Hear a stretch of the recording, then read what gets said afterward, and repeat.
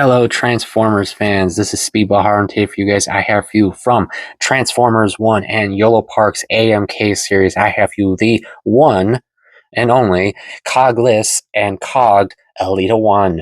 Yes, this is the new Elita-1 that Yolopark has released. And if you were going to ask, no, you cannot transform these, my friends. Unfortunately, they are model kits. But then again, as I've mentioned with my previous videos on TF1's Yolopark units, for example, you can't transform a cogless bot. So, yeah, of course it pops off.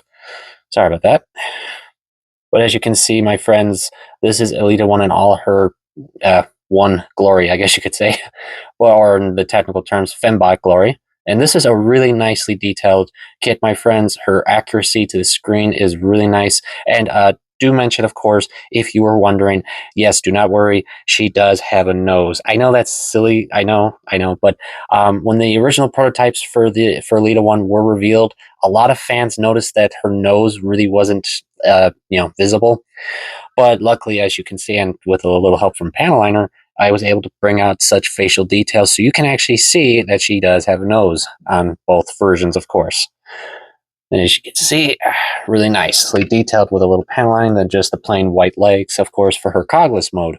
Now, of course, real quick mention, because I always forget this, if you're wondering about this, this is the Yolopark exclusive pre-order acrylic stand for Elita-1. Now, unfortunately, though, like I just mentioned, you can only get this version through the pre-order releases.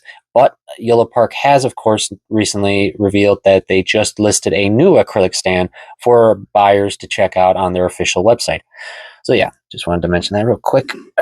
Now, of course, let's look into some articulation first. But first, I want to, of course, give you guys a good look at her cogless version. As you can see here, her much taller self, but yes, her very nicely detailed self as well. The body looks really nice, screen accurate, love that part of a lot. And of course, all the inner small silver and white and all that they added to it looks so good on her. I do enjoy that. And so forth. Now, real quick, of course, let's go into some articulation, starting with our cogless self of Elita-1. And just like her her friends, they all have this joint set up here for the shoulder. Hers can go about that far. All of them use ball joints, so you can go that far with no problem. Her elbow can go that far. She does have a swivel, so don't worry. You can do that. She has a ball jointed hand for all her hands, of course.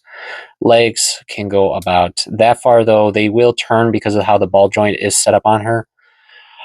But she can go that far. She can bend her leg so far with her foot that can go so far that way with no problem. And she does have a thigh swivel, though. Do note you can pop out some of the armor by doing so. But as you just saw, you can go all the way around until you bump into armor and such. And as for her waist, complete turn with no problems. And as for her head, now there's no neck joint or anything like that, unfortunately, but she still has plenty of articulation, literally easy to pose. Hi, how you doing? That kind of deal. Works fine, no problem. Mine might be a little loose, but honestly, it's fine. She still holds pretty well, and if you're wondering if any loose parts, yeah, there you go. No worries. And now let's look into our cogged Elita, as you saw before. And just like before, just like her friends, all have a shoulder set up right there. She has a tighter joint for the shoulder here where you can turn, but it works just fine. She has a double part peg right here where you can actually turn both at the same time. So that's a fun pose, lots of posabilities. And of course, her elbow and such can bend that far with no problem. And her hand, just like Orion and D16 and B127, her hands are on the opposite for her cogged form, where the balls are attached to the wrist, not the hands. But you can still pull off some fun poses with this and her other hands, of course.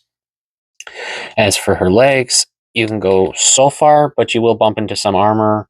So that's that, but she can't go that far.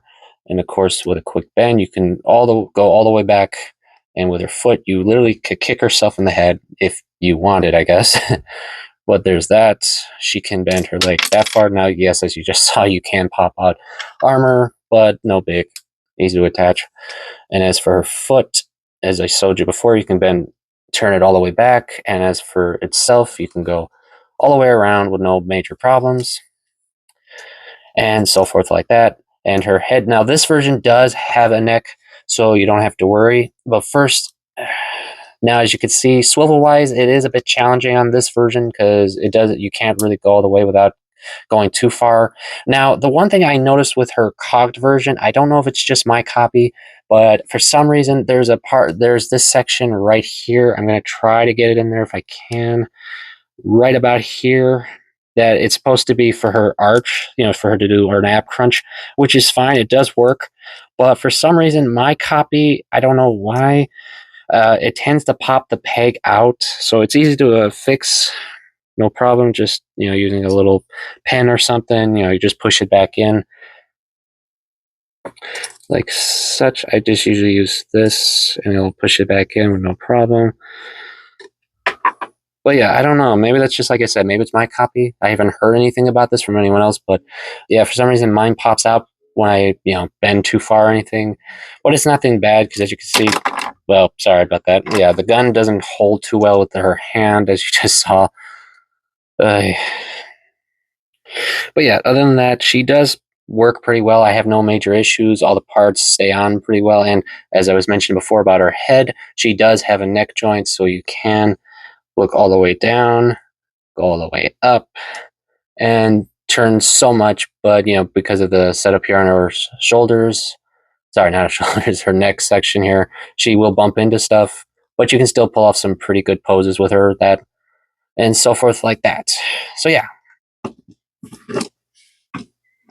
So that's it with that, my friends. Now, real quick, let's go through the accessories, of course, and just like just like the others in the line, she will, of course, come with a cog, which looks really nice, as I've mentioned before. And I'm sure there are many out there who have already painted this or detailed it or done some crazy stuff with it. It would be awesome if that is the case, but still, it's an awesome part. Now, unfortunately, because even with this, you can't actually put it on her, though, because where she would have her cog set up here for the cogless version, well, here, it'd be like that. It's not going to go anywhere. It's not going to stay, if you were curious by any chance. But just as I mentioned before as well, she also has a ton of hands for the cogless version. Most of them are open hands and such, different between, holding just a standard open hand and an open palm open hand, as you can see. So there, and of course her two standing fist hands that I left on, of course. And lastly, for her cogless self, she comes with the same booster pack as Orion, D16, and B127. And just like them, all you do is just pop off this back part right there, so you can, of course, attach her new accessory to her so she can fly, maybe in a race or something, and such like that. And such like that, my friends.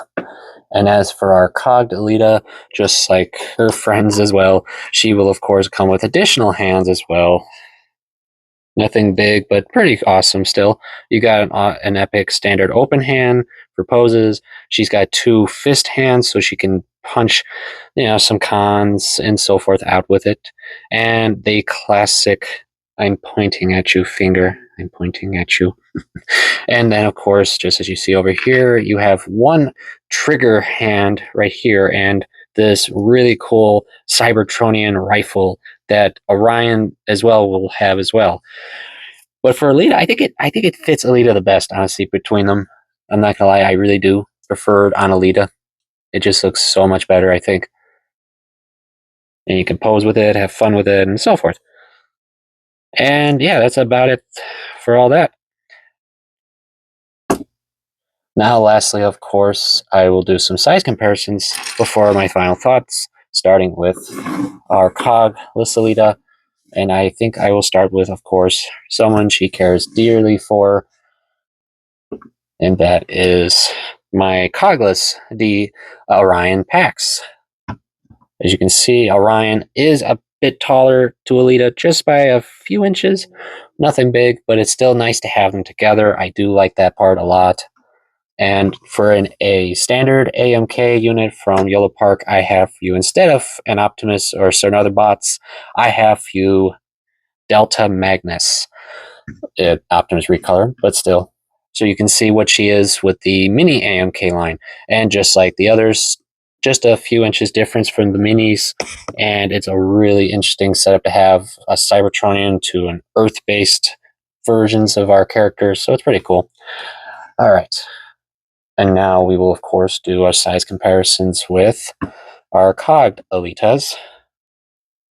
Starting with, of course, our cogged Orion packs. Now, comparisons to their cog-less versions, our buddy Orion has definitely grown, but there's two good reasons for that. One, well, it's Orion. He's going to get big for reasons. And two, if you hadn't already seen this or known or heard of this, Yolopark designed their character molds to be as screen accurate as possible, not just in details, but in actual size, as into once they our cogless versions obtain their cogs, they grew, and that's pretty much what happened here. That's how they designed these, which is a really awesome gimmick from what I've heard. And it's just awesome to see how they changed so much. Now, so far to my knowledge, I have not heard of any upcoming AMK Pro Elitas or anything like that, sadly, because there is the upcoming Optimus and Megatrons and other characters, but no Elitas that I've heard of. So maybe we'll get one later, I hope. But real quick, of course, let's do one more comparison with another AMK. And I have few. Normally, I would have done a G1 unit, but like I said, there's no G1 Elitas, and there's only so many G1s right now. So for right now, I will use our good buddy B127. And as you can see, he is the shortest unit in their scale, and it's just, fun to have these two together. I love it and such. So yes, my final thoughts now is this, my good friends. Would I recommend either one of these two? Yes, for a lot of good reasons. I mean, for one, if you're a TF1 fan, these versions of the Yolopark releases are just so much fun to have. I mean, they're screen accurate, they're easy to build, easy to afford. And a lot of people have even said, and I've been told this, that some people prefer the Yolopark's designs over the actual Hasbro toys because they just seem more screen accurate and such, even without alt modes, which is like, wow, I was actually surprised to hear that. But heck, it happens and such. So yes, I definitely recommend you guys, if you want to pick up these two, if you're looking for either version. However, in all honesty, I am hoping that at a point for the AMK line, we get maybe an Alpha Trion. Now, this is just my own personal thoughts, friends, but I would love it if we got an Alpha Trion like we did with their Ape Links release, because I would love it if it came with a special stand piece where you can display all your cogless characters on it that have like an LED gimmick that lights up under them, something like that, with Alpha Trion, of course. I just think that would be an awesome release. That's just my own thoughts, friends. Is there a TF1 unit you guys would like to see get a Yolopark release? If there is, please share it below. And for now, I thank you always for coming. I hope you're all enjoying your hobby, and I hope you all take time to go check out TF1 in theaters. Thank you all for coming.